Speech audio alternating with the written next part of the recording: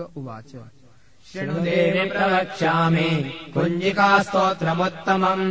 येन मन्त्रप्रभावेण चण्डीजापः शुभो भवेत् नाकवचम् नार्गलास्तोत्रम् कीलकम् न रहस्यकम् न सूक्तम् नापि ध्यानम् च न न्यासो न च वाचनम् कुञ्जिकापाठमात्रेण दुर्गापाठफलम् लभेत् अतिगुह्यतरम् देवि देवानामपि दुर्लभम् गोपनीयम् प्रयत्नेन स्वयोनिरिव पार्वती मारणम् मोहनम् वश्यम् स्तम्भनोच्चाटनादिकम् पाठमात्रेण संसिध्ये कुञ्जिकास्तोत्रमुत्तमम् ॐ ऐं ह्रीं क्लीं चामुण्डायै विच्चे ॐ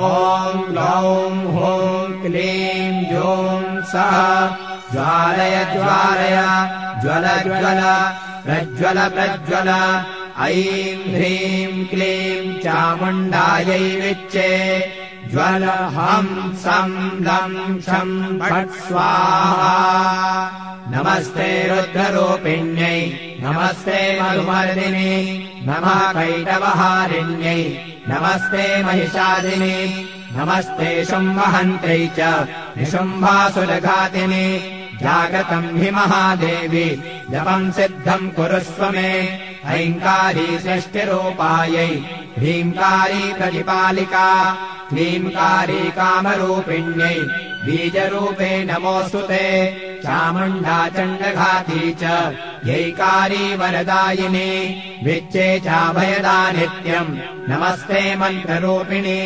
धाम् धीम् धूम् दुर्जटेः पत्नी वां वीं ॐ वागधीश्वरी क्रां ह्रीं ह्रूं कालिका देवी शां श्रीं शूं मे शुभम् कुरु हुं हुं हुङ्काररूपिण्यै जं जं जं जम्भनादिनी ह्रां ह्रीं ह्रूं भैरवी भद्रे भवान्यै ते नमो नमः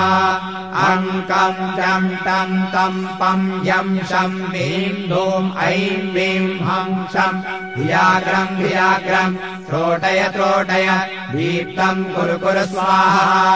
वां ह्रीं ॐ पार्वती पूर्णा खां ह्रीं भूं खेचरी तथा सां सीं सूं सप्तशती देव्या मन्त्रसिद्धिम् कुरुष्व मे इदम् तु कुञ्जिकास्तोत्रम् मन्त्रजागर्ति हेतवे अभक्तेनैव दातव्यम् कोपितम् रक्ष पार्वती यस्तु कुञ्जिकया देवी हीनाम् सप्तशतीम् पठे न तस्य जायते सिद्धि ररण्ये रोदनम् यथा।